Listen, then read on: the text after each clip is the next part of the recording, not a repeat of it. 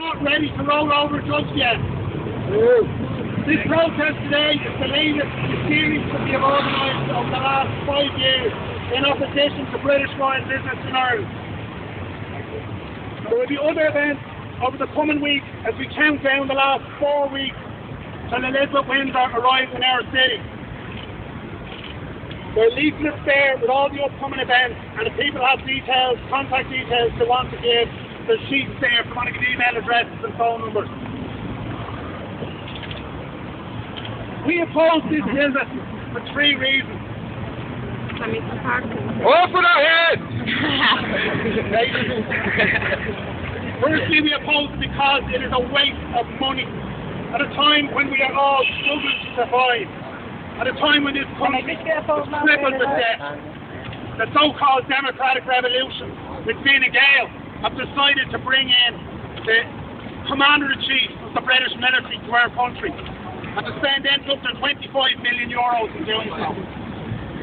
The second reason we oppose this is because of British imperialism, the war in Iraq and Afghanistan and now in Libya. But most importantly, as Irish Republicans, we oppose this because she is the Commander-in-Chief of the British military who continues to occupy the 6th county. There are 4 weeks left now until Elizabeth Windsor walks these streets. 4 weeks until she walks up there on Parnell Square. Shame! It falls to us to organise the opposition to it.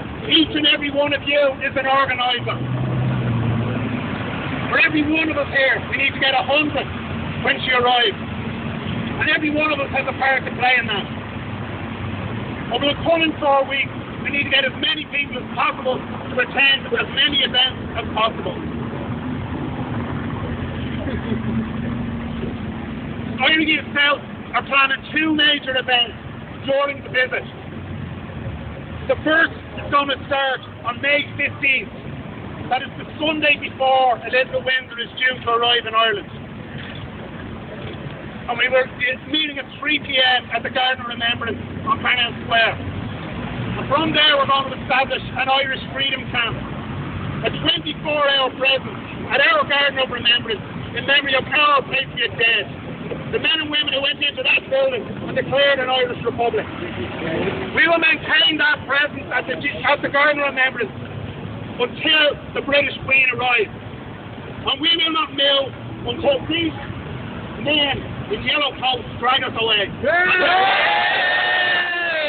We hope that many, many people will join us and spread the word to join the Irish Freedom Camp.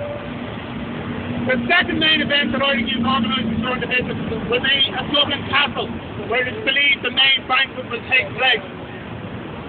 And there is no reason to doubt that that banquet is going to be attended by the very same people who brought this country to rack and rule, the same politicians, the same business people, the same journalists will sit down and eat the best of food and drink the best of wine, with the rest of us struggle to survive. You can be absolutely sure they won't be getting the free cheese from the EU with their dinner.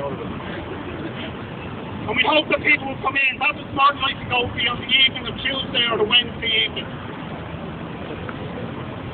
So, now I'll explain what we're going to do here today. We're going to have a trial, and you are going to form the jury. A citizen's jury. Do it now! Declared in front of that building 95 years ago. Each of you as citizens of this republic will get a vote on whether you believe that Elizabeth Windsor and her empire are guilty or innocent. At that point, before we get to that point, I'm going to hand over to Ursula Gunnar, who's going to act as the chairperson of our citizen story. But before I do that, I want to make a serious point about this. This is theatrical, and of course it's light-hearted in a way. But the issues here are deadly serious. The British state continues to occupy our country. 1 hour from us. She's wearing terrible shoes. It's occupied Ireland. 5,000 British combat troops. There are 9,000 paramilitary police, and there are an unknown number of MI5 spies. We need to bring that point back into the public domain. We need to bring it centre stage during Elizabeth Windsor's visit. And we need to make sure that when she arrives in this city, she is greeted by thousands of marching feet and angry voices.